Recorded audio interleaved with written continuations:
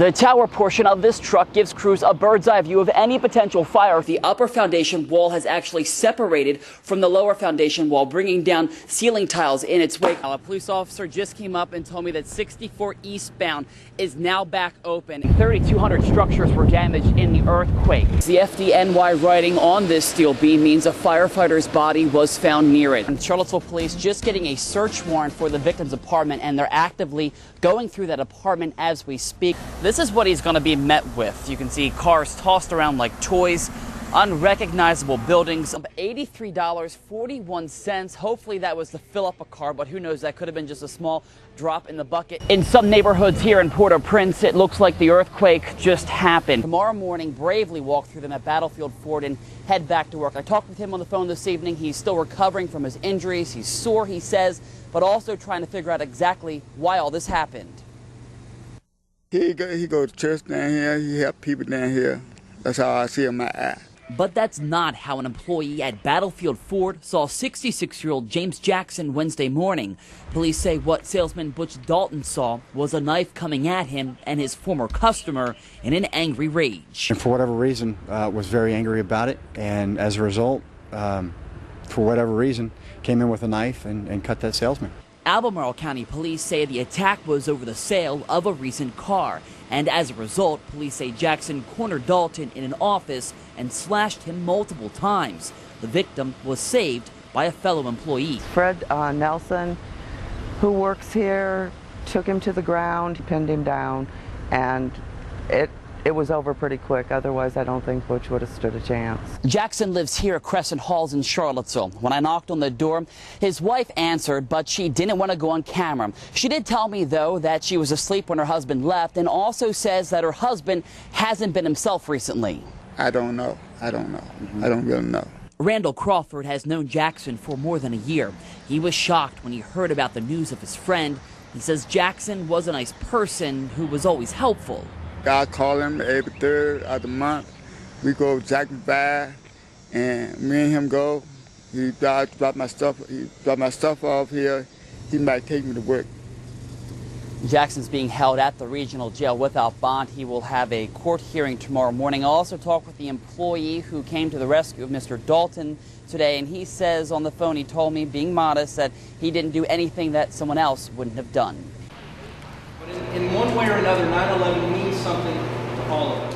After a long and emotional journey to Ground Zero and back, Charlottesville now has its own piece of 9/11 history. There's a positive energy in this piece of steel. This one too, how to operate it. Okay, take this to the front. Okay, Bobby, come your way, buddy. Following a simple ceremony, the 17-foot-long steel beam was put on display at the Ridge Street Fire Station Thursday for 2 hours. The steel is from the North World Trade Center tower, the same tower that Barb Pemberton's sister was in on that day. It makes me remember her and all the other people. I think of all the other families who were affected by this. Pemberton's sister Sue was on the 99th floor. She did not survive. I miss my sister. But out of all of the destruction, Pemberton, an Albemarle County school teacher, says the twisted piece of steel will help educate people about the events of September 11th. I think this is a wonderful representation to bring back here to show people that we haven't forgotten, and we never will. Charlottesville firefighters hope the beam will also give people a chance to reflect and remember the lives lost, just as they did earlier this week at Ground Zero. After we made the trip, it became even more personal and more of an experience after listening to the survivors. It's a lot. It's very heavy.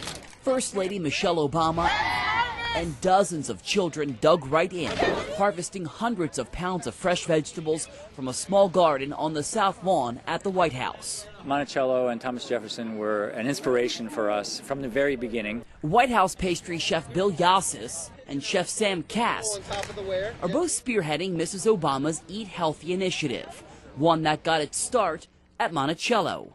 It's really the soul of our garden here. In early 2009, a chef from the White House came here to Monticello to tour Thomas Jefferson's gardens.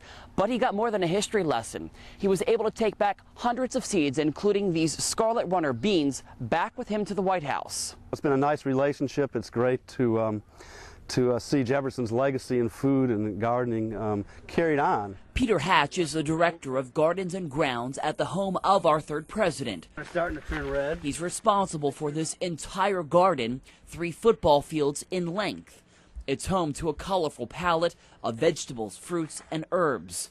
In the early 1800s, Mr. Jefferson experimented with 170 types of fruits and 330 varieties of veggies, including unique lettuce, rare spinach, and plenty of peppers. All right, let's weigh those pumpkins and then we're good. And many of them were grown too at 1600 Pennsylvania Avenue.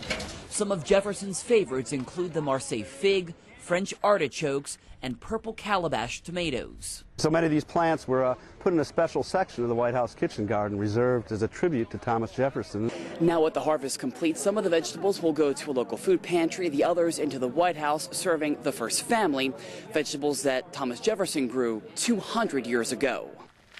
He was sort of on the cutting edge of the things we very much cherish today in terms of local food. Now Jefferson's heirloom seeds have a special section in the White House garden, a tribute to an innovative gardener. They're amazed that we have this link with the past and a food past, a very important past of heirloom vegetables that taste so delicious, and that we're growing them here.